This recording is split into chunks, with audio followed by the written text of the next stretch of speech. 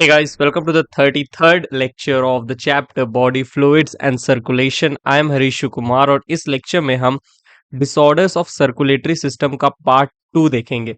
Lecture 32 में हमने part 1 देखा था। अब हम इसका पार्ट 2 देखेंगे और इस टॉपिक को खत्म करेंगे। तो चलो ये लेक्चर शुरू करते हैं। तो स्टूडेंट, पिछले लेक्चर में जब हम डिसऑर्डर्स ऑफ सर्कुलेटरी सिस्टम पढ़ना शुरू किए थे तो हमने सबसे पहले हाइपरटेंशन के बारे में पढ़ा, हाई ब्लड प्रेशर जिसे कहते हैं। फिर हमने हाइपोटेंशन के बारे में बात की जिसे लो ब्लड प्रेशर कहते हैं, और उसके बाद हमने वेरिकोज वेन के बारे में जाना।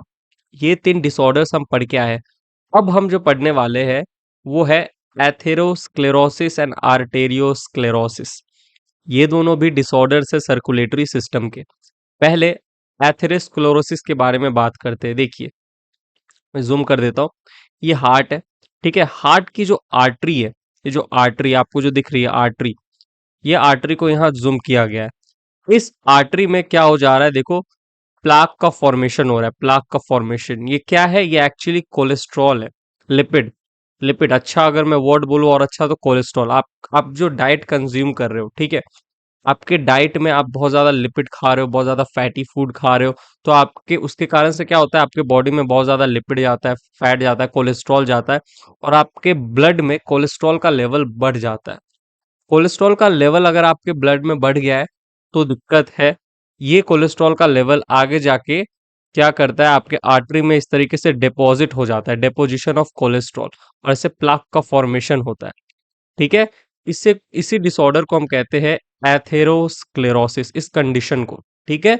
आर्टरी के ल्यूमेन में, जो आर्टरी का जो स्पेस है जहां से ब्लड फ्लो कर रहा है, वहां पे डिपोजिशन हो जाना कोलेस्ट्रॉल का कुछ इस तरीके से होता है। देखो, ये ब्लड फ्लो कर रहा है, ठीक है, ब्लड फ्लो कर रहा है। आरबीसी की सेल्स आपको दिख रही है रेड कलर की, साथ ही साथ येलो कलर के जो दिख रहे हैं आपको पार्टिकल्स येलो कलर के, वो क्या है? वो कोलेस्ट्रॉल है। कोलेस्ट्रॉल है, छोटे छोटे कोलेस्ट्रॉल देखो यहाँ पे जा रहे हैं कोलेस्ट्रॉल, और ये जाके ऐसे डिपॉजिट हो जा रहे हैं, डिपॉजिट हो जा रहे हैं, और फिर जाके ये प्लाक का फॉर्मेशन कर दे रहे। इसके वजह से क्या हो रहा है, जो ब्लड फ्लो है आर्टरी में, ब्लड फ्लो, आर्टरी में जो ब्लड फ्लो है वो उसमें रुकावट आ रही है, क्योंकि बीच बीच में देखो ऐसे ये प्लाक का फॉर्मेशन हो गया है कोलेस्ट्रॉल से, डिपोजिशन ऑफ कोलेस्ट्रॉल से। तो इसे हम कहते हैं एथेरोस्क्लेरोसिस, ठीक। क्यों होता है? वही आपका डाइट है, आप जो डाइट ले रहे हो बहुत ज्यादा लिपिड है उसमें, बहुत ज्यादा कोलेस्ट्रॉल है उसमें, तो आपके बॉडी में कोलेस्ट्रॉल का लेवल, मतलब आपके ब्लड में कोलेस्ट्रॉल का लेवल बढ़ गया है, तो इसके कारण से एथेरोस्क्लेरोसिस हो सकता है। फिर हम बात करते हैं आर्टेरियोस्क्लेरोसिस की। आर्टेरियोस्क्लेरोसिस में क्या होता है, देखो अगेन, ये जो हार्ट में ये जो आर्टरी है, आर्टरी, इस आर्टरी को मैंने यहाँ पे जूम किया है, ठीक है। ये जो आर्टरी है इसमें देखो, थ्रू आउट द आर्टरी क्या हो रहा है, आर्टरी का जो वॉल है, जो इनर वॉल है, throughout the inner wall of artery calcium and cholesterol का डेपोजिशन हो गया, जिसके कारण से ये जो आर्टरी होती है ये अपना इलास्टिसिटी खो देती है। आर्टरी आपको पता है ना, कंपेयर टू वेन बहुत ज्यादा इलास्टिक होती है।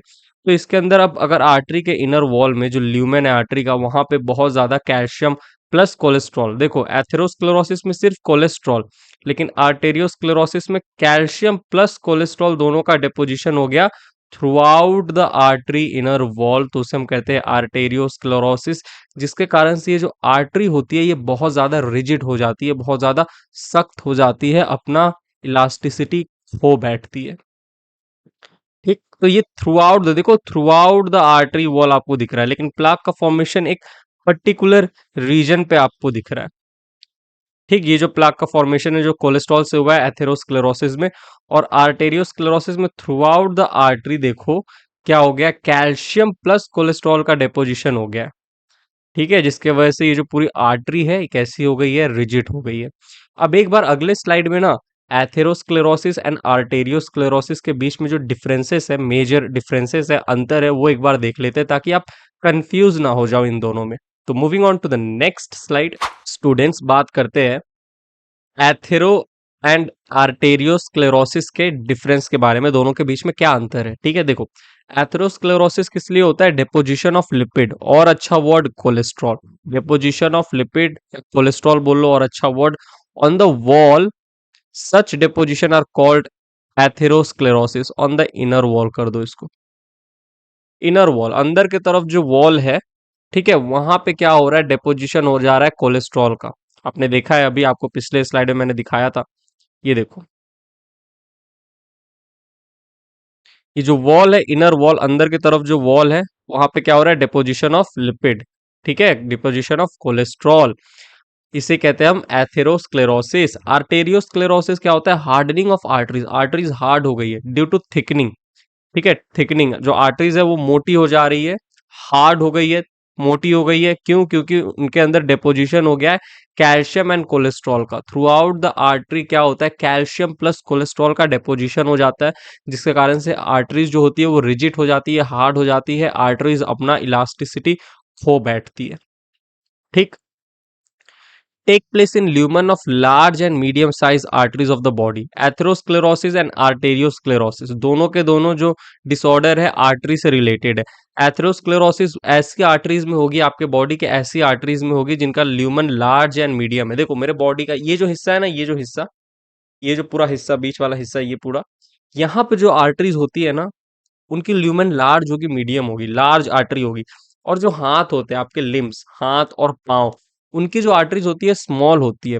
ठीक है, तो जो आपके बॉडीज में पाँव, माथा, मतलब माथा, ये जो पूरा हिस्सा है, सामने का जो हिस्सा है, ठीक है, यहाँ पे जो आर्टरीज होगी, उन आर्टरीज में एथेरोस्क्लेरोसिस होने के चांसेस है, ज्यादा है। ठीक है, लेकिन वो आर्टरीज जो स्मॉल आर्टरीज है, जो आपके हाथों में, ठीक है, हाथ में जो आर्टरीज है, जो पाँव में जो आर्टरीज, आपके टांग में, वो जो आर्टरीज है, उनमें आर्टेरियोस्क्लेरोसिस होने के जो चांसेस होते हैं वो ज्यादा होते हैं। तो arteriosclerosis take place in medium to small arteries of limbs, while atherosclerosis take place in lumen of large and medium size arteries of body.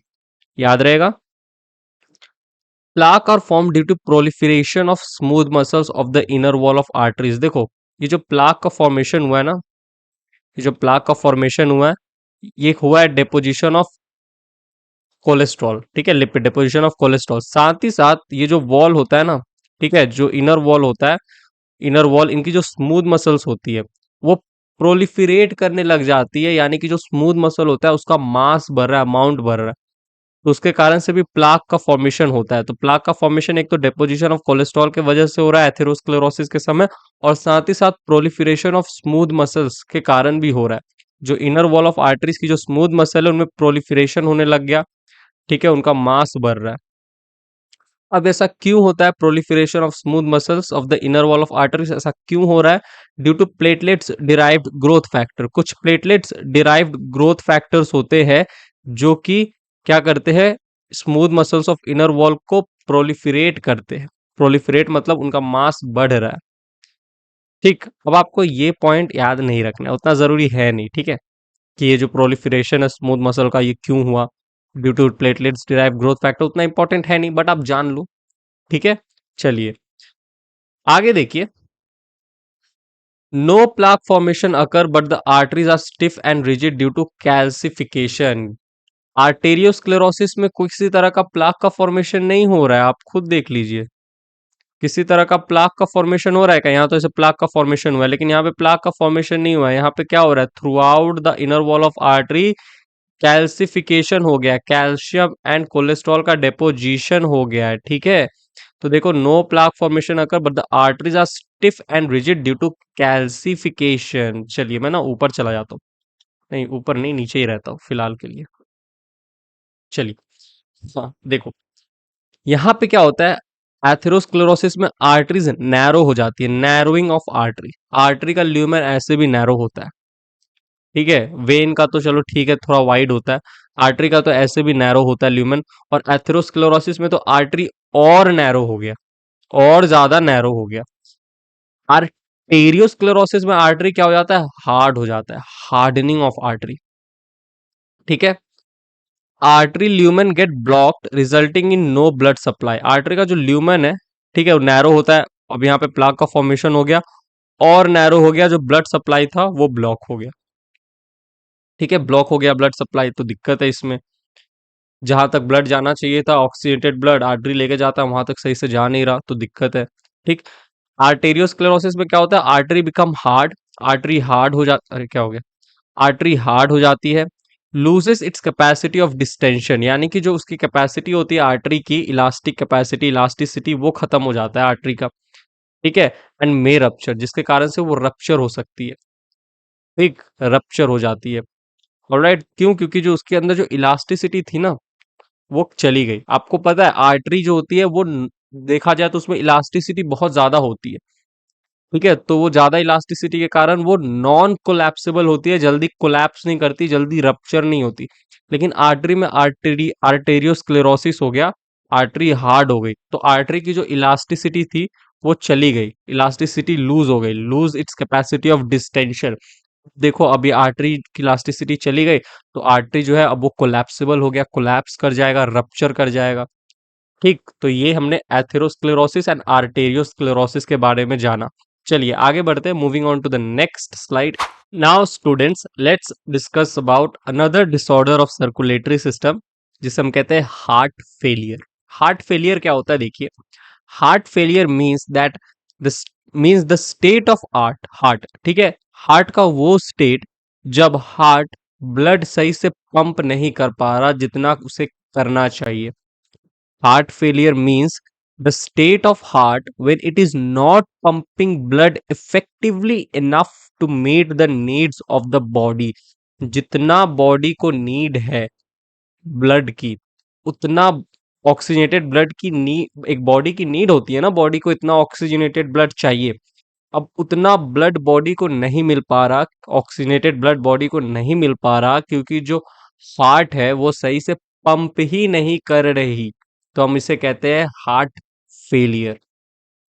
ठीक है, when heart is not pumping blood effectively enough to meet the needs of the body.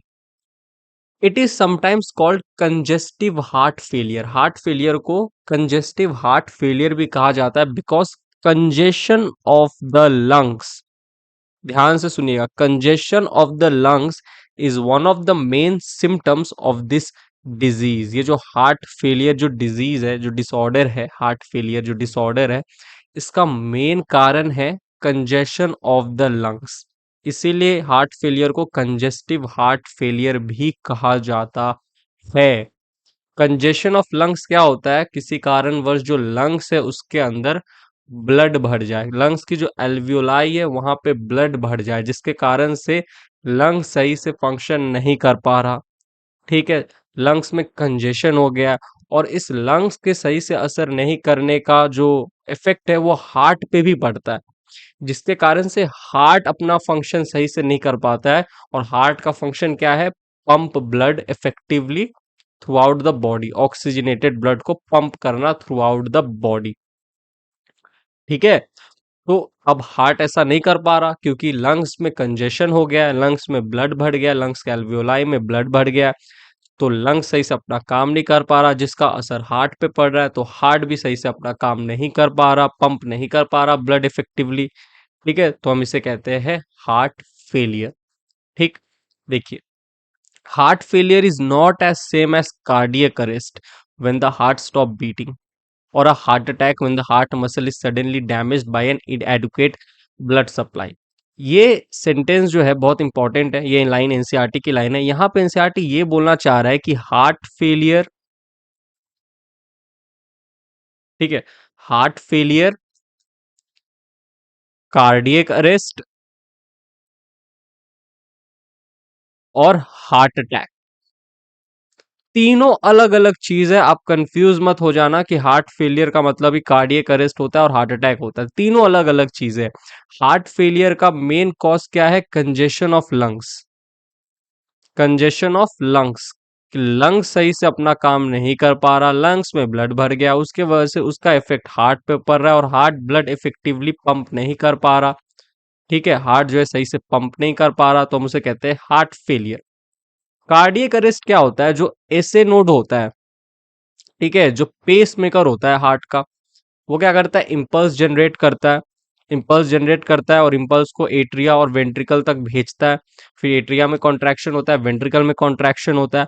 अब अगर ये ऐसे node जो pace maker है यही काम करना बंद कर दे, ऐसे नोड काम करना बंद कर दे, ऐसे नोड में कुछ डिफेक्ट आ गया, पेस मेकर में डिफेक्ट आ गया, ऐसे नोड काम करना बंद कर दे, तब हम कहते हैं कि पर्सन जो है वो कार्डियक अरेस्ट में चला गया है, उसे हम कहते हैं कार्डियक अरेस्ट। हार्ट फेलियर किस लिए हो रहा है? कंजेशन ऑफ लंग्स के कारण। कार्डियक अरेस्ट किस लिए हुआ? ऐसे नोड काम करना बंद कर दिया। हार्ट अटैक क्या होता है? हार्ट अटैक होता है when the heart muscle is suddenly damaged by an inadequate blood supply. आपको पता है कोरोनरी आर्टरी जो होती है, कोरोनरी आर्टरी का काम क्या होता है? हार्ट को ऑक्सीजनेटेड ब्लड सप्लाई करना। ठीक है। अब ये जो कोरोनरी आर्टरी है, कोरोनरी आर्टरी, इसमें हो गया एथेरोस्क्लेरोसिस। कोरोनरी आर्टरी का जो इनर वॉल है वहां पे डिपोजिशन हो गया कोलेस्ट्रॉल का। इनर वॉल के जो स्मूथ मसल थे वो प्रोलिफरेट हो गए, प्लाक का फॉर्मेशन हो गया। तो बताओ जो कोरोनरी आर्टरी है वो अच्छे से ब्लड सप्लाई कर पाएगी हार्ट तक? नहीं, क्योंकि एथेरोस्क्लेरोसिस में क्या होता है, ब्लड सप्लाई जो होता है वो रुक जाता है। ब्लड सप्लाई सही से नहीं हो पाता, ब्लॉक हो जाता है ब्लड सप्लाई एथेरोस्क्लेरोसिस में। तो कोरोनरी आर्टरी जो ब्लड सप्लाई कर रही थी वो ब्लॉक हो जाती है, उसमें ब्लॉकेज आ जाता है, जिसके कारण से हार्ट मसल तक, हार्ट की जो मसल होती है वहां पे ब्लड नहीं पहुंच पाता ऑक्सीजनेटेड। तो हार्ट की जो मसल होती है वो डैमेज हो जाएगी। अब हार्ट की मसल डैमेज हो जाएगी बाय इनएडिक्वेट ब्लड सप्लाई, तो उससे हम कहते हैं हार्ट अटैक। हार्ट अटैक तो हार्ट फेलियर, कार्डियक अरेस्ट और हार्ट अटैक तीनों अलग अलग चीजें हैं। वापस से बोल रहा हूँ, heart failure congestion of lungs के कारण, कार्डियक अरेस्ट ऐसे नोड काम करना बंद कर दे, हार्ट अटैक हार्ट के मसल तक ब्लड सप्लाई सही से नहीं पहुंच रहा, क्योंकि जो हार्ट, जो कोरोनरी आर्टरी है जो हार्ट तक ऑक्सीडेटेड ब्लड सप्लाई करती है, कोरोनरी आर्टरी में एथेरोस्क्लेरोसिस हो गया है। ठीक है, तो हार्ट मसल तक, जो हार्ट मसल है वो डैमेज हो गया by an inadequate blood supply. ठीक है, तो ये चीज अच्छे से ध्यान रखिएगा। चलिए अब आगे बढ़ते हैं, moving on to the next slide. Students, बात करते हैं हार्ट ब्लॉक के बारे में। हार्ट ब्लॉक क्या होता है देखिएगा, when AV node gets damage so contraction do not reach up to ventricles, this event is called heart block. ऐसे नोड डैमेज हो गया तो हम कहते हैं कार्डियक अरेस्ट। एवी नोड अगर डैमेज हो गया तो हम कहते हैं हार्ट ब्लॉक हो गया। यानी कि देखिए, आपको पता है एसे नोड इंपल्स जनरेट किया, वो इंपल्स गया एट्रिया तक, एट्रिया कॉन्ट्रैक्ट किए, फिर एसे नोड जो इंपल्स जनरेट किया था, वापस से बोल रहा हूँ, एसे नोड पेसमेकर इंपल्स जनरेट किया, इंपल्स गया एट्रिया तक, एट्रिया कॉन्ट्रैक्ट किए, फिर एसे नोड से इंटरनोडल पाथवे से होते हुए एवी नोड तक इंपल्स जाता है। एवी नोड को हम पेस मेकर भी कहते हैं। फिर एवी नोड से कहाँ जाता है, याद कीजिए, बंडल ऑफ हिस, फिर वहां से बंडल ब्रांचेस, फिर बंडल ब्रांचेस से होते हुए परकिंजी फाइबर्स तक जो इम्पल्स है वो पहुंचता है। और परकिंजी फाइबर्स कहाँ पे प्रेजेंट होते हैं, वेंट्रिकल के वॉल पे। तो परकिंजी फाइबर्स तक जैसी वो पहुंचेगा इम्पल्स, तो परकिंजी फाइबर यानी कि जो वेंट्रिकल्स है वो कॉन्ट्रैक्ट करेंगे, क्योंकि परकिंजी फाइबर्स कहाँ प्रेजेंट है, वेंट्रिकल के वॉल पे। तो वेंट्रिकल कॉन्ट्रैक्ट करेंगे। लेकिन अगर एवी नोड डैमेज हो गया तो ऐसे नोड से जो इम्पल्स आ रहा था इंटरनोडल पाथवे से होते हुए, जो एवी नोड तक आने वाला था इम्पल्स, वो तो सही से आएगा ही नहीं। अरे देखो, ऐसे नोड से इंटरनोडल पाथवे से होते हुए एवी नोड तक पहुंचेगा इम्पल्स, फिर यहाँ से बंडल ऑफ हिस, फिर यहाँ से बंडल ब्रांचेस, फिर यहाँ से जाएगा कहाँ बताओ, परकेंजी फाइबर्स जो कि प्रेजेंट होते हैं वेंट्रिकल्स में। लेकिन और फिर वेंट्रिकल्स में जैसे इंपल्स पहुंचेगा वेंट्रिकल कॉन्ट्रैक्ट करेंगे। लेकिन अगर एवी नोड डैमेज हो गया तो जो इंपल्स जा रहा था वो तो सही से जा ही नहीं पाएगा वेंट्रिकल तक, परकेंजी फाइबर तक। तो वेंट्रिकल कॉन्ट्रैक्ट ही नहीं करेंगे, तो सो नो कॉन्ट्रैक्शन। ठीक है, so contraction do not reach up to ventricle, इसे हम कहते हैं हार्ट ब्लॉक। एट्रिया तो कॉन्ट्रैक्ट कर लिया लेकिन वेंट्रिकल कॉन्ट्रैक्ट नहीं किया, तो हम कहते हैं हार्ट ब्लॉक। ठीक है, when AV nodes get damage, again AV node damage heart block, SA node damage cardiac arrest. ठीक है, एंजिना पेक्टोरिस, इसे हम एक्यूट चेस्ट पेन भी कहते हैं, critical chest pain. Heart attack होने से पहले, ठीक है, हार्ट अटैक होने से पहले एक्यूट चेस्ट पेन होता है। आपने पिक्चर में देखा होगा, मूवी में हार्ट अटैक आता है तो जिसको आता है वैसे हाथ रख लेता है, ऐसे करता है पूरा एकदम, मतलब एक्टिंग करता है। मतलब मूवीज में तो सही में थोड़ी हार्ट अटैक आती है, लेकिन एक्टिंग करता है ना, एक्टिंग भी तो अच्छा करता है। ऐसा दिखाता है कि बहुत ज्यादा चेस्ट पेन हो रहा है, लेफ्ट साइड पे जो चेस्ट पेन होता है, जो लेफ्ट जो पीछे की जो मसल होती है शोल्डर यहाँ पीछे की तरफ, वो भी पेन करती है, राइट। पूरा यहाँ जो ये जो मसल होता है ये पूरा मसल पेन करता है, जो लेफ्ट हैंड होता है वो भी पेन करता है हार्ट अटैक आने से पहले। तो जो एक्यूट चेस्ट पेन है, सबसे ज्यादा पेन चेस्ट पे होता है। तो एक्यूट चेस्ट पेन को हम कहते हैं एंजिना पेक्टोरिस। ये क्यों होता है? When no enough oxygen is reaching the heart muscle. ठीक है, क्योंकि ब्लड सप्लाई सही से नहीं हो रहा। अरे ब्लड सप्लाई, आर्टरी से ऑक्सीजनेटेड ब्लड जाएगा तभी तो ऑक्सीजन हार्ट के मसल तक पहुंचेगा। ठीक है, तो no enough oxygen is reaching the heart muscle. Heart muscle तक ऑक्सीजन सही से पहुंच ही नहीं पा रहा, क्योंकि कोरोनरी आर्टरी में एथेरोस्क्लेरोसिस हो गया, कोरोनरी आर्टरी में ब्लॉकेज हो गया है। ठीक है, कोरोनरी आर्टरी से ऑक्सीजनेटेड ब्लड हार्ट के मसल तक पहुंच ही नहीं रहा, यानी कि ऑक्सीजन हार्ट के मसल तक नहीं पहुंच रहा, तो हार्ट अटैक आने वाला है। तो हार्ट अटैक आएगा उससे पहले एक्यूट चेस्ट पेन होता है, उसे हम कहते हैं angina pectoris. More common among the middle aged and elderly. Middle age जो होंगे उनमें सबसे ज्यादा होता है, जो 35 साल 40 साल की उम्र में होते हैं, और जिनकी उम्र बहुत ज्यादा होती है उनमें भी देखने को मिलता है। मैन वुमन दोनों में ही आपको ये एंजिना पेक्टोरिस देखने को मिलेगा, जो कुछ इस तरीके से होता है। ये देखो, पर्सन को बहुत तेज पेन होता है। ठीक है, हार्ट के जो मसल है यहाँ तक सही से ऑक्सीजन नहीं पहुंच रही है, तो एक्यूट चेस्ट पेन हो रहा है, इसे हम कहते हैं एंजिना पेक्टोरिस।